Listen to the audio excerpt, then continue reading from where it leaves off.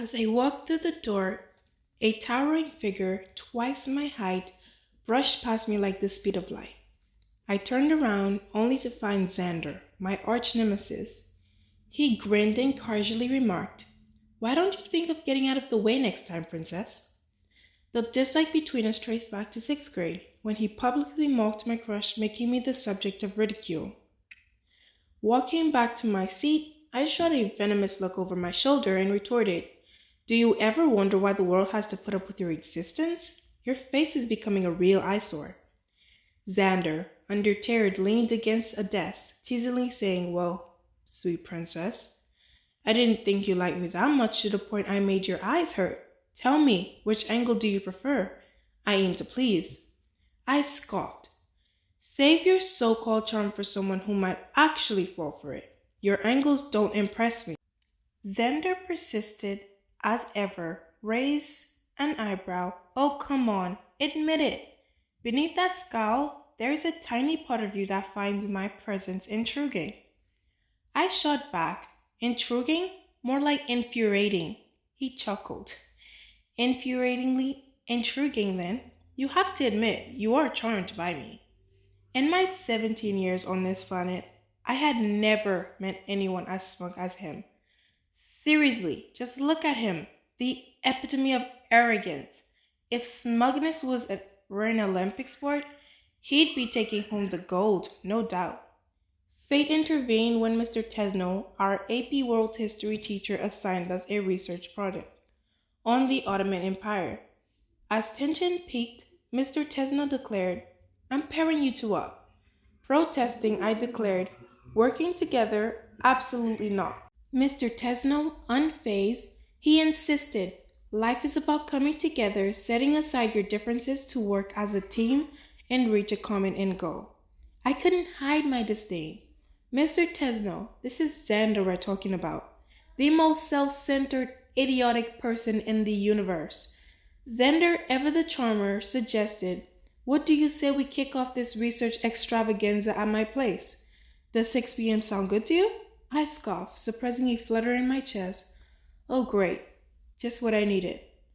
More time in the presence of the universe's charming prince. Entering Xander's room, I muttered, "I can't believe I'm willingly entering the devil's pit." Surprisingly, his room didn't match my expectation of chaos. "Feel free to park yourself anywhere you like. Don't worry, I don't bite, princess." Sitting down, I stated, "Let's get one thing straight.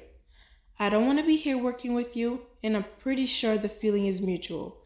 So let's just get this over with." Huffing at the stack of Ottoman's newspaper, I remarked, "This is the last thing I wanted to do on a Friday night. Why couldn't we just been assigned something more thrilling?" Xander smirked. "Thrilling, huh? Well, sweet princess, who would have thought you'd want to find excitement in history? Don't call me sweetheart." I shot back. "And history is one thing. Spending my evening with you digging through ancient gossip is another." As we delved into the Ottoman newspaper, I couldn't help but be drawn into the intriguing stories. Xander pointed to a headline, "Forbidden Love in the Sultan's Court." Okay, maybe there's a tiny bit of allure in this project. But that doesn't mean I'm enjoying your company, I admitted. As we delved into scandalous stories, Xander surprised me with a genuine apology for his past behavior. Unsettled, I couldn't bring myself to forgive him entirely. The next day, Xander unexpectedly greeted me politely in the crowded hallway. "Good morning, Reina," he said. I retorted, "Wow, I didn't know jerks had any manners." To my surprise, he expressed a genuine desire to make up for his past mistakes. Cautiously, I replied, "Good morning, Xander."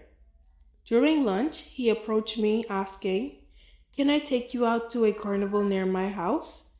I raised an eyebrow and he simply said, "I just want to spend an evening with you. Is that okay?" Smirking, I replied, "If you're paying for everything, who am I to say no?" And so on that Saturday evening, a surprising connection unfolded. As we arrived at the carnival, I couldn't help but feel a tinge of excitement. Maybe Xander wasn't as insufferable as I thought. He headed straight for the bumper cars.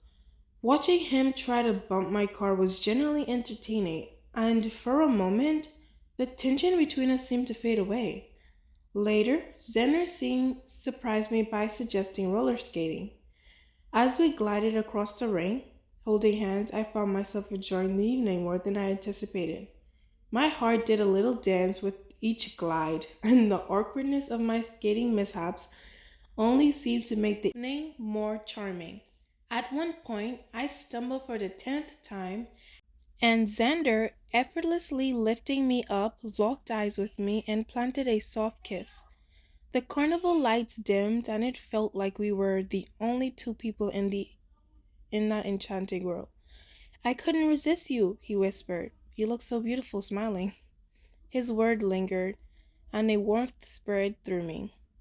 As we continued skating, the world around us faded, and the carnival atmosphere turned into a backdrop for an unexpected romantic evening.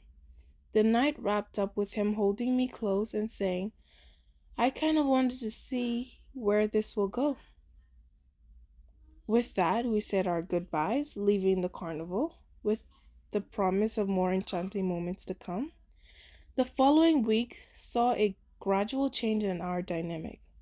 Xander continued to surprise me with unexpected kindness, slowly breaking down the walls I had built. Apologies turned into genuine conversations, and shared laughter is replacing the lingering tension. One day, as we walked on another project together, Xander looked at me with a sincerity in his eyes. I'm sorry for everything, Reina. I never realized how much I hurt you until now. His words were different, and I began to see a side of him that I never thought existed. As time went on, our connection deepened, and Xander proved that people can change. He became more than the arrogant guy who once made my life difficult. The past began to lose its grip on our presence, and a new chapter unfolded, one filled with unexpected romance and the promise of a better understanding between us. As we kept on with our history project and carnival escapades, I realized that life had a way of throwing us curveball. Our journey, starting from a place of dislike, began to take an unexpected turn. It was like unraveling a story, and in midst of it all, a connection blossomed, a surprising tale of affection that I hadn't seen coming.